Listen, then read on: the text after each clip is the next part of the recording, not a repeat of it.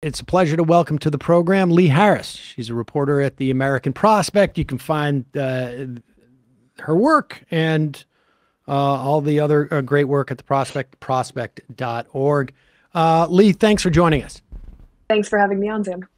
So industrial policy without industrial unions. When we're talking about industrial policy, the bill was called the Inflation Reduction Act. It really is questionable as to whether it really addresses inflation, but that seemed to be on everybody's lips at the time, and Joe Manchin really likes that. But it turns out that that bill in particular, although there's some, I think, arguably, and the CHIPS bill are more akin to industrial policy. Would just explain that concept for folks?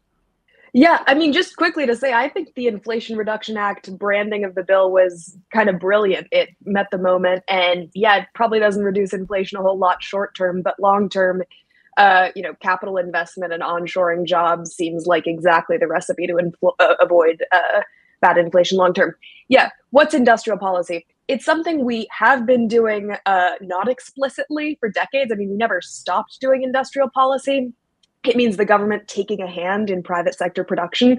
So obviously, that's happened for years, whether it's the internet or any number of tech innovations that came out of military research, or the number of subsidies we hand out to big national champion corporations. But the idea of calling it industrial policy now means we're abandoning the neoliberal conceit that, oh, the free market operates by itself and government is hands off. And we're saying, no, we're actually stepping in to compete with China, create jobs for American workers, which on the whole seems like, a mixed bag development geopolitically, but a really good development for American workers if it can deliver. Now, and I want to give it back to you, but the story that I'm coming on to talk about is called Industrial Policy Without Industrial Unions, because I've been looking at whether these big new subsidies for green manufacturing are actually going to deliver on Biden's promise of creating good union jobs, or even good jobs for that matter. And that, how like explicit, and I guess, and I want to agree with you both that it was the calling it the Inflation Reduction Act was, from a marketing standpoint, I think a great idea. And when we look at what we're experiencing now, it is not like classic monetary inflation as much as it is a function of supply lines and logistics, and arguably market concentration that is allowing some price gouging. And so to the extent that these bills, address that, which I think is probably sort of like a little bit of a bank shot, but in some instances, particularly with a semiconductor, pretty, I guess, straightforward. Where was there ever like an explicit, like, the Green New Deal, of course, was very much explicit about creating unionized jobs in new sectors.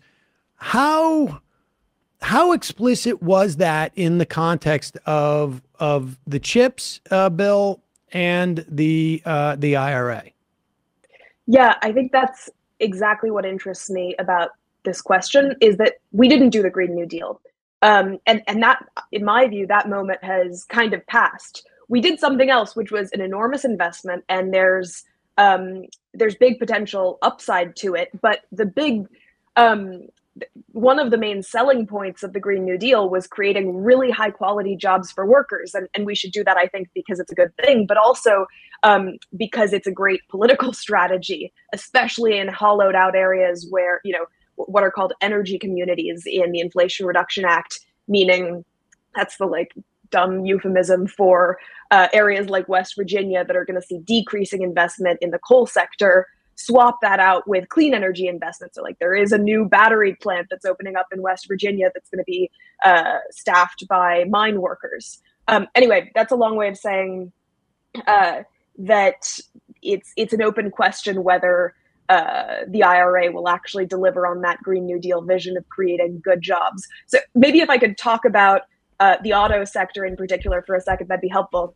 Yes. And my understanding is that the vast majority of those auto sector jobs, like when we're talking about electric vehicles, is happening in southern states, in red states, where there is less likely to be robust unions, and in fact, less rights to unionize in those states. I mean, we just spoke to Tim Drea, AFL-CIO president in Illinois. They're passing essentially like a, I don't know, it's a worker rights amendment, but it is almost like an anti so-called right to work amendment, which would allow for more unionization. A lot of these electric vehicle plants are opening up in states where unionizing is hard to do. Yeah. So my story actually specifically looks at a plant in Illinois for this reason. It looks at the new Rivian truck facility in electric trucks in Normal, Illinois. There is and workers want to unionize Rivian. There's an organizing drive. It's not clear that it's especially promising. And part of the reason that Democrats in the couple of blue states that have gotten big new investments, and there are several, I mean, there's production in Ohio and Illinois and a number of parts of the Midwest. Part of the reason that Democrat politicians, even like Pritzker, who's been fairly pro-union, have been unwilling to come out and go to bat for these union drives is this dynamic where they're scared that companies will leave for the non-union South. So it's this gotcha where if you raise worker standards too much in the North, companies are out of there, which is why these kinds of negotiations should be done at a federal level. For workers, if states are competing for the cheapest workforce, it's a race to the bottom. Just to talk quickly about, before you come back, just want to say there's an interesting dynamic where I think it's now pretty well known that Tesla, which was, of course, not Elon Musk's baby created, out of the sea foam, but was created by the Obama administration's big investment in green energy in 2008. That's now the biggest non-union U.S. automaker. And I think people know that obviously there are a number of major non-union automakers that are going to be receiving subsidies from the Inflation Reduction Act. What's crazy to me is that even at the big three union automakers, so that's Ford, Stellantis, Chrysler, and GM, these new investments that they're going to be getting might not create good jobs or even union jobs. So the backstory there is that after the Great Recession, United Auto Workers took huge concessions and they agreed that newly hired workers could be paid half the union salary, reducing their wages from $28 an hour to just $14 an hour. They created this second tier of workers that are paid less. And okay, you could argue that makes some sense at the time when unions were bargaining from a position of weakness. It was controversial at the time. What's really outrageous is that now, as taxpayer dollars are pouring into these factories in order to bring jobs back on shore, and auto workers should be bargaining from a position of strength, more lower tier jobs are being created rather than fixing that problem of the past decade and bringing everyone up to the same tier. And just as a final point, these three union automakers, where every new shop is supposed to be union, they've actually found a loophole to be able to add non-union shops, which is that with these new battery producers that they're creating, these new battery plants, they're structuring them as joint venture companies. So companies shared with some battery producer like Korean LG. And then they say, oh, because it's a joint venture with a non-union company, they don't have to be union. So there's a big battle ahead that actually is just kicking off this week over whether those new battery plants are going to be unionized at all. Where does that battle take place? I mean, if they're getting subsidies from the U.S. government, I guess presumably from Treasury or from how does that, who polices that? I mean, because obviously the standard in terms of like if there was an opportunity, and I wonder if there. Okay, let me just slow down. Legislatively, there could have been tighter sort of like requirements associated with this funding. Can there be retroactively unilateral, I guess, creation of these standards from the president, from the executive office, A, and then B, who does the policing of this? Great. So two levels to the answer. There's like hard power, soft power. Hard power would be writing into every contract. And yeah, you're right, it's Treasury. It's also the Department of Energy is giving manufacturing credits and just manufacturing loans to these big producers the way they did with Tesla. one thing would be for the Department of Energy to say any company that takes this loan has to allow card check unionization, or like unionization strategies that that give workers a fair shot at unionizing in a really low union density sector.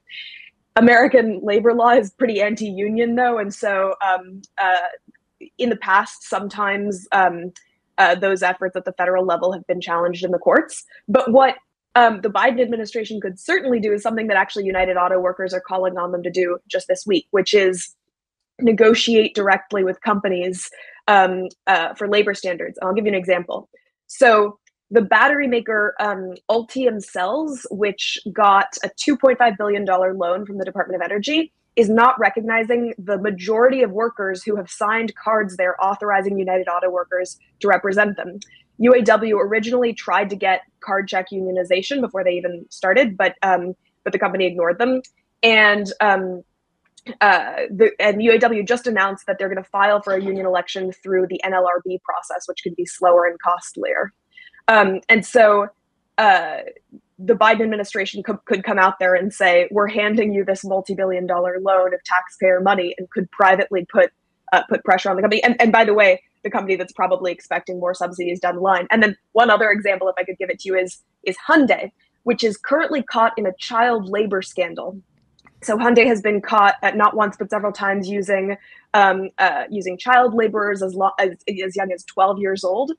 And simultaneously, Hyundai is lobbying the Biden administration to get earlier access to these subsidies. They don't have an EV plant in the U.S. up and running yet, and the requirement.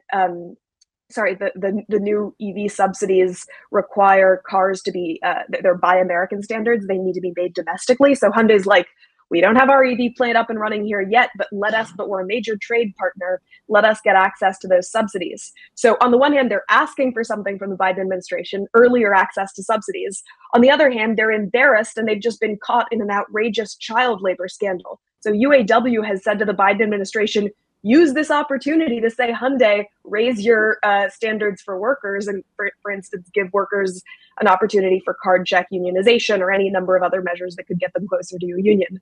The Biden administration has been silent on it. So I think it's a pretty disappointing sign in this broader question that I think is going to unfold over the next couple of years of whether green manufacturing, as it's onshored, is actually going to create good jobs for Americans.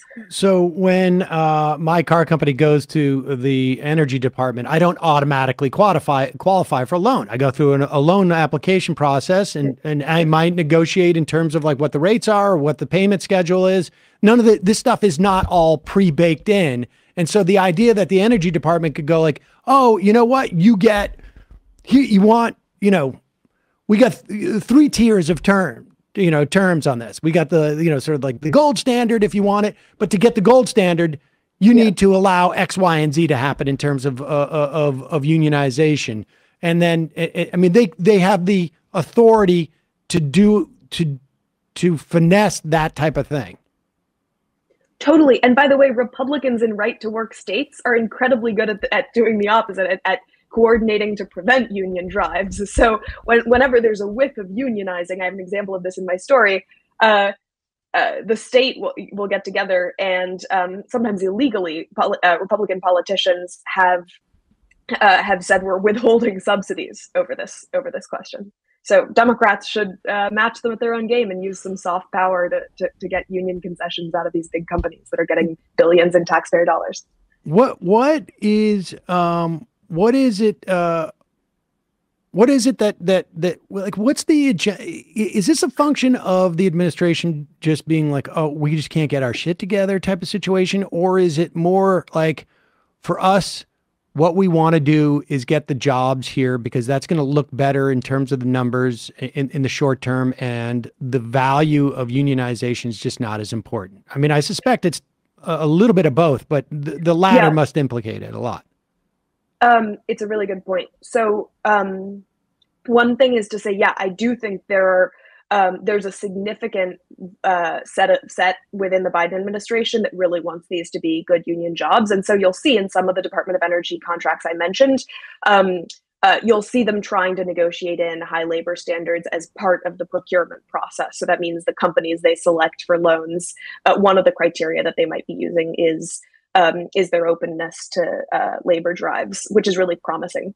The other thing is, yeah, exactly like you said, a lot of these industries have been so offshored that the kind of gamble is to first onshore them and then unionize them, to say, I mean, this is the difference between the Inflation Reduction Act and the Green New Deal. The Inflation Reduction Act is an industrial policy program. It goes through big companies. It says we're a partnership between the public and private sector. We're working through private companies, not, through a grassroots labor movement.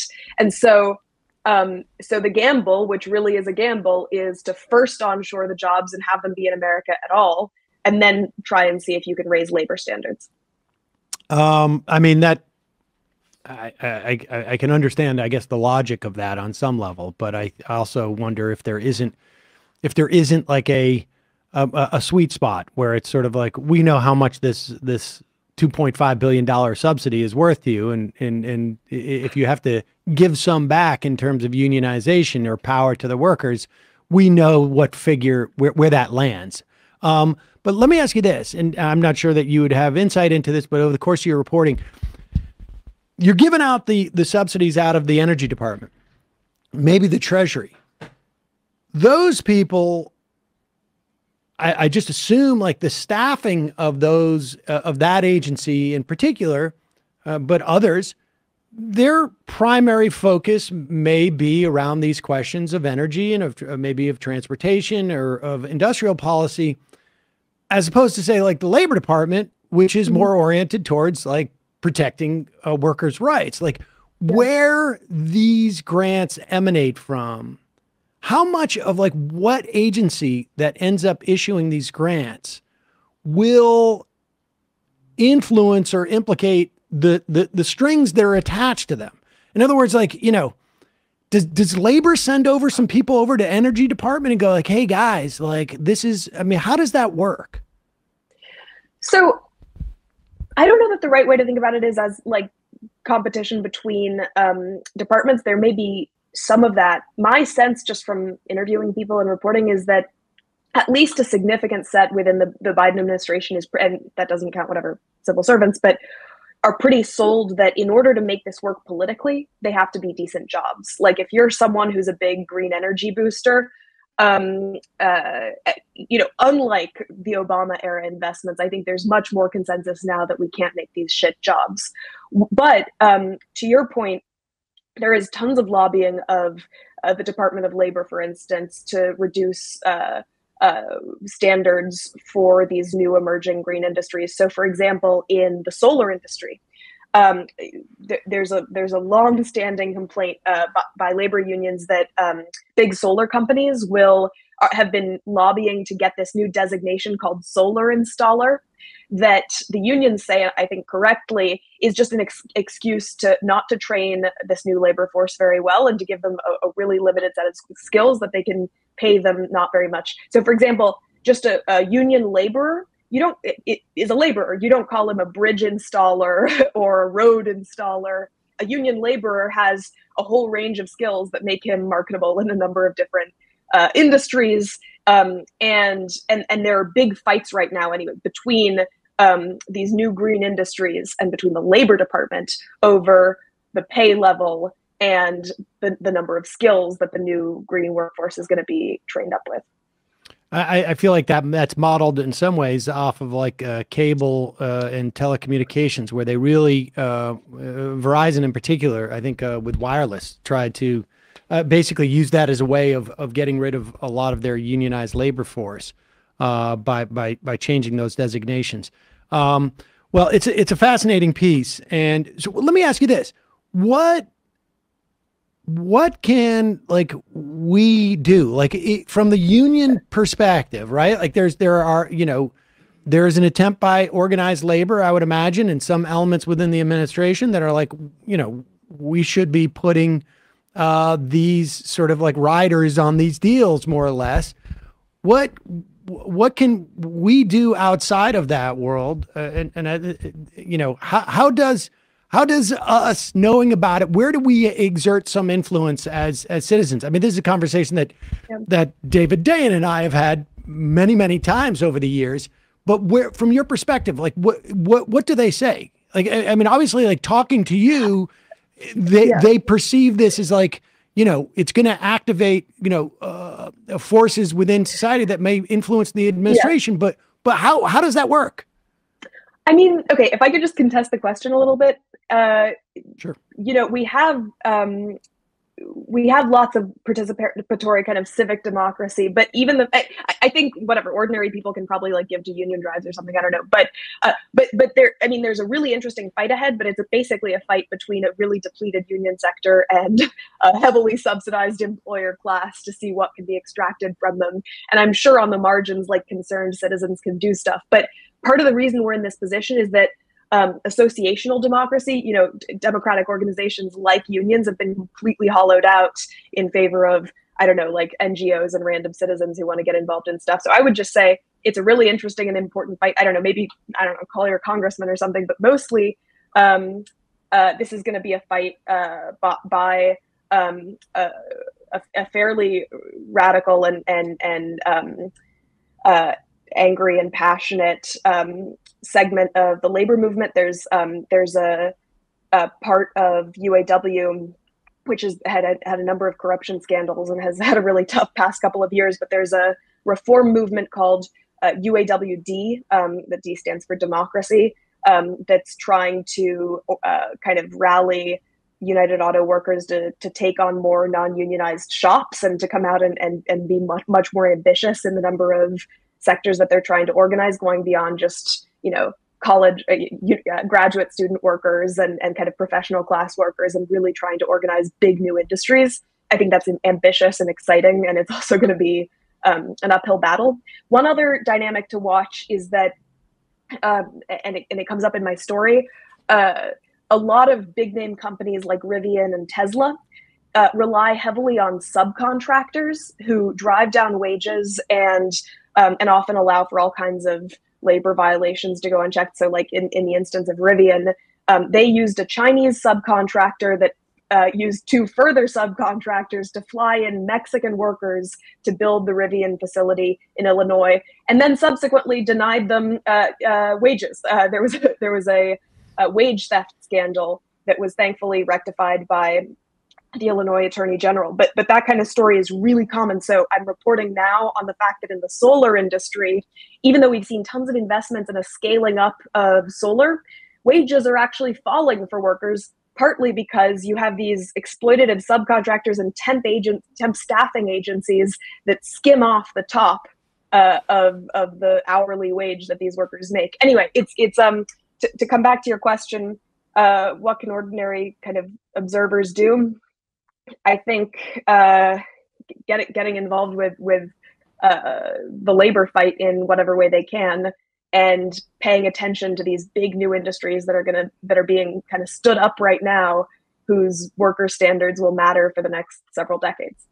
I'd add too that I think that it doesn't necessarily it's not necessarily intuitive, but just the idea of stories like this getting more exposure creates a pressure on the administration. They are political animals. If they perceive that more people are paying attention to these dynamics, they feel pressure regardless of, what is in their hearts or what they desire, because they're definitely getting pressure from the other side. Lee Harris at the American Prospect will put a link to Industrial Policy Without Industrial Unions at majority.fm in our podcast and YouTube descriptions. Thanks so much for your time today. Really great piece. Thank you, Sam.